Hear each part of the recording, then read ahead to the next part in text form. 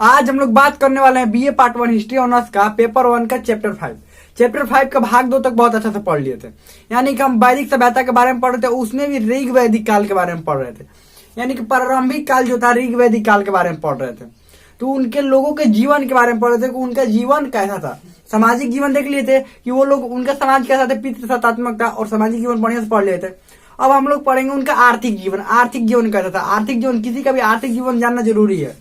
क्यों जरूरी है कि वो लोग अपने रहन सहन उनका कैसा था, अपने भोजन के लिए वो लोग क्या करते थे, काम क्या करते थे। आर्थिक जीवन का मतलब यही होता है, काम क्या करते हैं, रहते कहाँ थे, कैसे रहते थे, ये सब आर्थिक जीवन में आता है। तो उनका आर्थिक जीवन देखेंगे। अब देखिए, आर्थिक जीवन को समझना जरूरी है क्योंकि आ जाता है क्वेश्चन कि हड़प्पा सभ्यता और ये हड़प्पा सभ्यता और वैदिक सभ्यता के आर्थिक जीवन के बीच क्या अंतर था, लिखिए।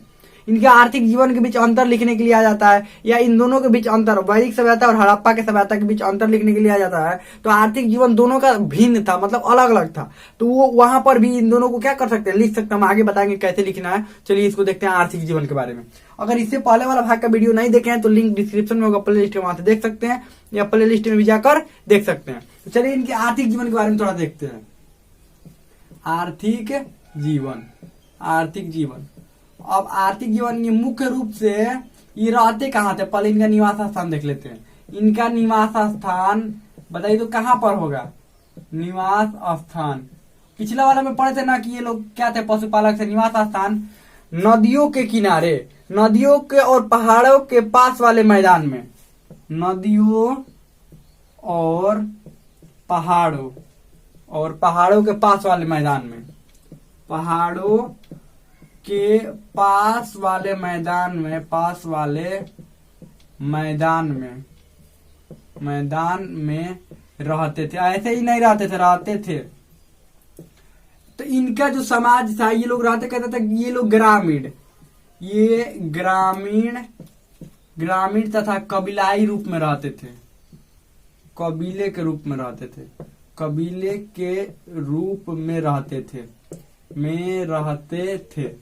यानी कि ग्राम कहाँ बसा हुआ था, गांव कहाँ बसा हुआ था, ये नदी और पहाड़ के पास वाले जो भी मैदानी क्षेत्र, वहां पर ग्राम यानी कि गांव बसा हुआ था। अभी भी देखिएगा, अगर आप गांव से होंगे तो लिखना पड़ता है आपका, मान लीजिए कहीं पर एड्रेस लिखना होता है तो क्या लिखना पड़ता है, नाम, पिता का नाम, ग्राम। क्या लिखते हैं यहाँ पर, ग्राम लिखते हैं। गाँव लिखते हैं, गाँव यहाँ पर है नहीं, गाँव बोला जाता है गाँव, लेकिन लिखते उसको क्या है, ग्राम लिखते हैं ना। क्या लिखते हैं, ग्राम। ये ग्राम कहाँ से आया है, यहीं से। ये ऋग वैदिक काल से ही ये ग्राम की शुरुआत हो गई। अभी भी लोग कहाँ पर रहते हैं, ग्राम यानी कि गांव में रहते हैं ना। जो किसान होते हैं, किसान कहाँ पर रहते हैं, पशुपालन करने वाले कहाँ पर रहते हैं, शहरों में रहते हैं नहीं, अधिकतर गांव में रहते हैं। हाँ, कुछ शहरों में रहते हैं, कुछ जो है वो पशुपालक हैं जो शहरों में रहते हैं, लेकिन अधिकतर जो कहाँ पर रहते हैं, ग्राम यानी कि गाँव। हम लोग को भी अभी लिखना पड़ता है, मान लीजिए तो एड्रेस लिखने में क्या लिखना पड़ता है, गांव का ही नाम। भले शहर में रह रहे हैं तो अगर अस्थायी निवास है तो शहर का एड्रेस डालते हैं, लेकिन अस्थायी निवास नहीं है, बस शहरों में बस ऐसे ही रह रहे हैं तो कहां पर, गांव में का डालते हैं, गांव का ग्राम डालते हैं, ग्राम का नाम।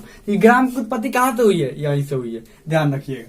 तो ये लोग ग्रामीण जैसे कबीला के रूप में रहते थे। और मुख्य कार्य क्या था, मुख्य कार्य क्या था, क्योंकि इसमें मुख्य कार्य ही देखा जाता है। आर्थिक जीवन में मुख्य कार्य इनका क्या था। एक मिनट रुक जाइए, पहले ये भी आपको समझना जरूरी है कि हड़प्पा से भिन्न ये लोग कैसे थे। यहीं पर अंतर हम देख लेते हैं, यहीं पर आपको अंतर ही याद हो जाएगा। पहले देखिए, इनका निवास स्थान नदियों और पहाड़ों के पास वाले मैदान में रहते थे। तो उनका भी लगभग यही था, नदी के किनारे ही रहते थे। हड़प्पा वाले भी कहाँ रहते थे, नदी के किनारे हैं। ये ग्रामीण तथा कबीले के रूप में रहते थे, लेकिन हड़प्पा सभ्यता के लोग नगरों में रहते थे। ध्यान रखिएगा, यहीं पर अंतर स्पष्ट हो गया। वो लोग कहाँ पर रहते थे, शहरों में रहते थे, यानी कि नगरों में रहते थे। मुख्य कार्य, इनका मुख्य कार्य क्या था, पशुपालन और थोड़ा सा कृषि करते थे, तथा कृषि ज्यादा नहीं, कृषि बाद में ज्यादा करने लगे, उत्तर वैदिक काल में ही ज्यादा करने लगे। ये वैदिक काल, ये ऋग वैदिक काल में कम ही करते थे, तथा कृषि। अब बताइए तो उनसे कैसे ये भिन्न है। मुख्य कार्य उनका क्या था, हड़प्पा वालों को मुख्य कार्य क्या था, उनका मुख्य कार्य व्यापार था, और इनका मुख्य कार्य क्या है, पशुपालन। तो यहाँ पर अब बताइए, यहाँ पर संपत्ति का साधन सबसे ज्यादा क्या होगा, किस रूप में लोग संपत्ति जमा करेंगे, यही ना, पशु और कृषि के रूप में ही संपत्ति जमा करेंगे ना। जो कार्य लोग करेंगे उसी कार्य में, जैसे शहर वाले लोग क्या करते हैं, व्यापार करते हैं। तो अपना संपत्ति किस रूप में जमा करते हैं, पैसा रुपया धन के रूप में जमा करते हैं ना, या धन के रूप में जमा करते हैं। यही गांव में अगर लोग रहते हैं तो अधिकतर अपना देखिए वो पैसा रुपया में भी जमा करते हैं, पैसा और रुपया में भी जमा करते हैं, लेकिन साथ साथ में उनके पास अन्न की बहुत ज्यादा मात्रा होती है। उनके पास अन्न की मात्रा क्या होती है, बहुत ज्यादा। ये लोग उस समय पशुपालक ही थे, तो ये लोग अपना धन किस रूप में जमा करते थे, पशु। यानी जिसके पास अधिक पशु हुआ वो बहुत धनी होगा, जिसके पास कम पशु हुआ या नहीं हुआ तो क्या है, गरीब है। तो ध्यान रखिएगा, ये लोग इनका मुख्य संपत्ति क्या था, मुख्य संपत्ति। ये सब अगर लॉन्ग क्वेश्चन लिखिएगा उस सब में लिखना पड़ता है, ध्यान रखिएगा। मुख्य संपत्ति, मुख्य संपत्ति पशु, पशु तथा चारागाह था। चारागाह, चारागाह जानते हैं क्या है, चारागाह पशु को चरने के लिए भूमि। ये सब नोट्स बनाते जाइएगा। उसके बाद ये लोग झोपड़ी नुमा घर में रहते थे। झोपड़ी नुमा घर, झोपड़ी नुमा घर ये कहाँ से पता चलता है, घर में रहते थे। क्या उस समय के लोग कहते हैं कि हम लोग झोपड़ी में रहते थे, अब हम लोगों के लिए बन गया बढ़िया चीज, बढ़िया अब बन गया बढ़िया घर। नहीं, उस समय के लोग नहीं बचे हुए थे, क्या कहेंगे। इतने साल के लोग कोई बचेगा। अधिकतम जीवन कितना साल का होता है, 100 साल, 150 साल, 200 साल पहले के लोग होते थे। कितना वर्ष, अधिकतम मनुष्य के जीवन कितना वर्ष है। अब मतलब ऐसे कोई तो 70 वर्ष 80 वर्ष भी रहता है, लेकिन एवरेज क्या माना गया, 60 वर्ष माना गया। तो ये झुपड़ी नुमा घर में रहते, तो उसमें कोई लोग बचे नहीं बताएंगे। तो ये मुख्य रूप से ऋग्वेद से पता चलता है, उसी में सब लिखा हुआ है। तो ये लोग झोपड़ी नुमा घर में रहते, जिसमें किसमें वर्णन है, ऋग्वेद में ये बात वर्णन है। और झोपड़ी नुमा घर में कहां पर रहते थे, मैदानी भाग में, वही गांव जहां पर बसा हुआ था उसी में गांव में रहते थे। और एक बात, ये लोग पशुओं के लिए भी घर बनाते थे। ये अपने लिए तो घर बनाते, इस साथ में किसके लिए, पशुओं के लिए भी घर बनाते थे। सबसे पवित्र पशु कौन थी इनका, पवित्र पशु किसको मानते थे, गाय को। गाय सबसे, अभी भी देखिए गाय को पवित्र पशु माना जाता है। ये गाय को सबसे पवित्र पशु मानते थे। अभी भी गाय को देखिए, ये उसी समय से सब कुछ चलता आ रहा है, लेकिन लोगों को ये बात पता नहीं है कि ये पहले से ही चलता आ रहा है। ये सब ऋग्वेद में वर्णित है। ये सब कहां पर वर्णित है, सब ऋग्वेद में वर्णित है। ये उसी समय से ग्राम चला आ रहा है, गाय को पवित्र पशु माना जा रहा है। ये सब उसी समय से चलता आ रहा है, इतना साल पुराना। फिर भी ये बहुत सारे लोगों को ये बात पता नहीं होता है। तो देखिए, इतिहास का मतलब यही होता है। इतिहास जब हम पढ़ते हैं ना, तो यही सब बातों को गहराई से समझते हैं और पढ़ते हैं। चलिए, पवित्र पशु गाय माना जाता था। और अधिकतर जो लड़ाइयां होती थी वो गाय के लिए लड़ाई होती थी। अधिकतर जो लड़ाई होती थी किसके लिए, गाय के, जिसको गविष्टि कहा जाता था। गविष्टि यानी गाय के लिए लड़ाई होती थी, वो गविष्टि कहा जाता था, पवित्र पशु इसको। और कोई भी मूल्य जो आंकना होता था ना, जैसे इस समय रुपया पैसा में आंकते हैं ना, ये 10 रुपया का, ये 20 रुपया के, 100, 1000, 1500, ये इतना रुपया का है। उस समय रुपया में नहीं मापा जाता था। उस समय तो वस्तु विनिमय प्रणाली चलता था। वस्तु मतलब एक वस्तु लेकर दूसरे वस्तु को देना। किसी को चावल की जरूरत है तो किसी को गेहूं की जरूरत है, चावल वाला गेहूं दे देगा उसको, गेहूं वाला चावल अपने में अदला बदली कर लेते हैं। वस्तु विनिमय प्रणाली का मतलब अदला बदली हो गया। वो उसको बदल लिए, वो उसको बदल लिए, अदला बदली को ही वस्तु विनिमय प्रणाली कहते हैं। तो गविष्टि गाय के लिए युद्ध होता था, वो क्या होता था, गविष्टि होता था। अब उसके बाद समझिए, ये लोग ये पवित्र गाय इसी में उनको आंकते थे। कोई भी मूल्य होता था ना वस्तु का, आंकते इसी में थे। जैसे मान लीजिए 2 गाय के बराबर क्या है, किसी को कुछ लेना होगा या देना होगा तो किसके, गाय के बराबर आंकते थे। और सबसे उपयोगी पशु घोड़ा को माने थे। उपयोगी पशु घोड़ा को माने थे। घोड़ा सबसे उपयोगी पशु था। इसके अलावा ये भेड़ बकरी ये सब भी ये लोग पालते थे। भेड़ बकरी ये सब भी पालते थे, लेकिन घोड़ा सबसे उपयोगी। और लड़ाई किस पर करते थे, घोड़े पर ना।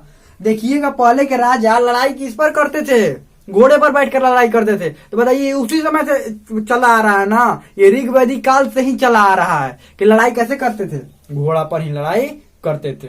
और सबसे जो उपयोगी पशु कौन था, घोड़ा ही था। और इसमें एक वर्णित है आयस। आयस शब्द वर्णित है। आयस का मतलब कांसा होता है, कांसा। आयस का मतलब क्या होता है, कांसा। ऋग्वेद में वर्णित है आयस शब्द। आयस का शब्द का मतलब क्या माना गया, कांसा।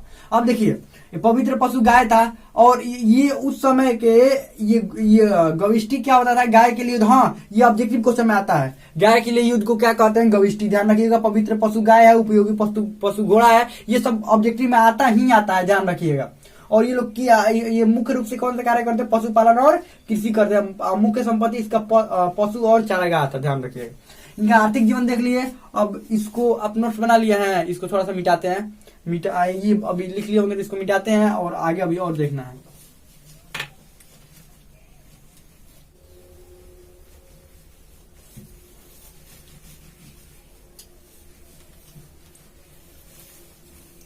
अब देख लेते हैं हम लोग इनका राजनीतिक जीवन।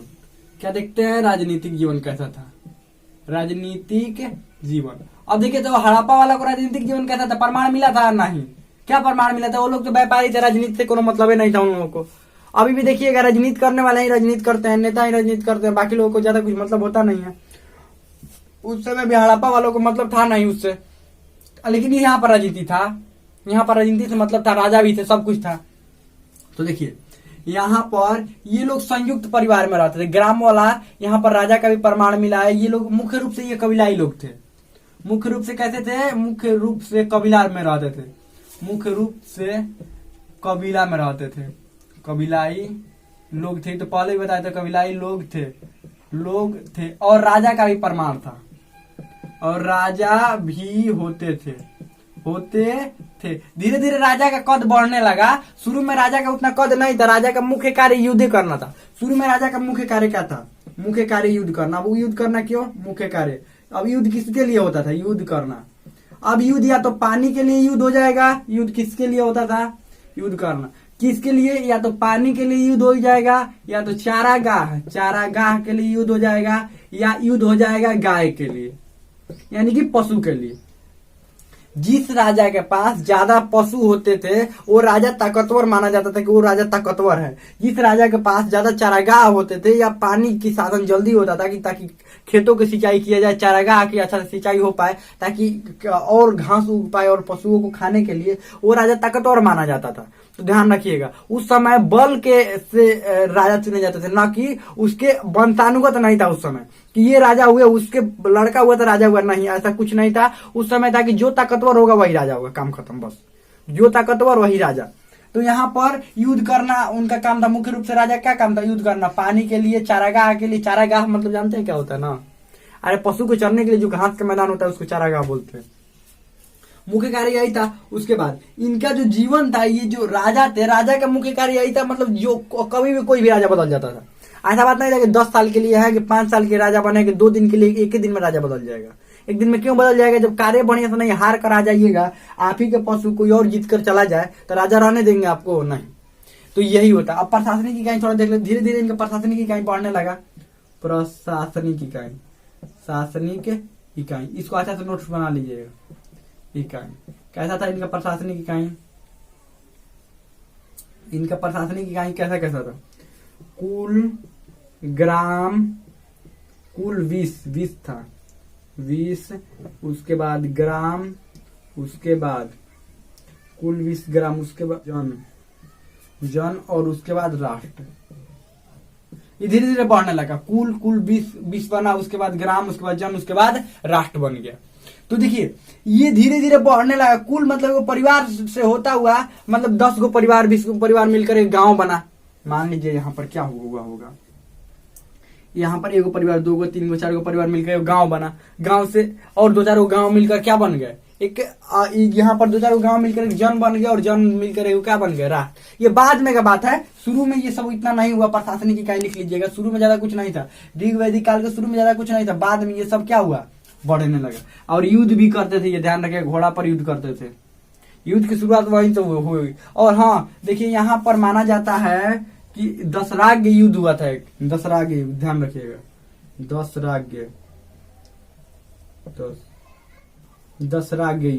दशराग्य युद्ध एगो हुआ था।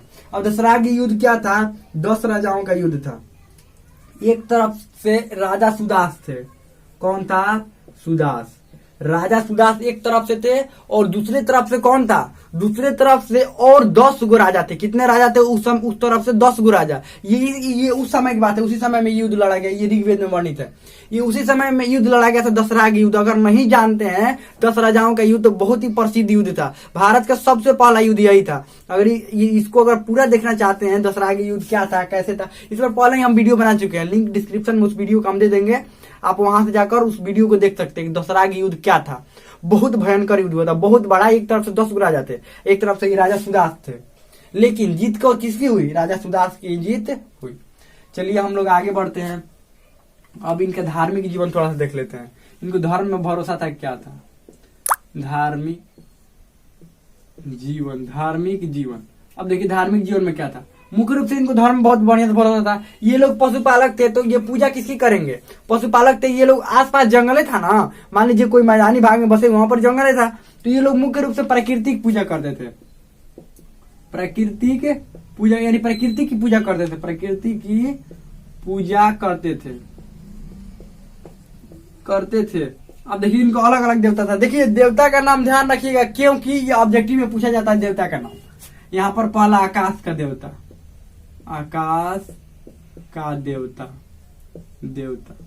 जो मुख्य है वही बताएंगे। सूर्य और विष्णु को माना जाता था, सूर्य और विष्णु। उसके बाद अंतरिक्ष के देवता, अंतरिक्ष के देवता किसको माना जाता था? अंतरिक्ष के देवता इंद्र और वायु को। उसके बाद पृथ्वी के देवता किसको माना जाता? अग्नि और सोम को, अग्नि और सोम। और सोम का वर्णन ध्यान रखिएगा 9वें मंडल में है, ये ऑब्जेक्टिव में आ जाता है। इसको अच्छा से इसको हाइलाइटर से हाईलाइट कर लीजिएगा, ध्यान रखिएगा ये ऑब्जेक्टिव में आ जाता है। सोम की वर्णन किस मंडल में है? तो सोम का वर्णन 9वें मंडल में, ध्यान रखिएगा। देवता को भी नाम याद रख लीजिएगा। उसके बाद गायत्री मंत्र का इसी में वर्णन है, गायत्री मंत्र।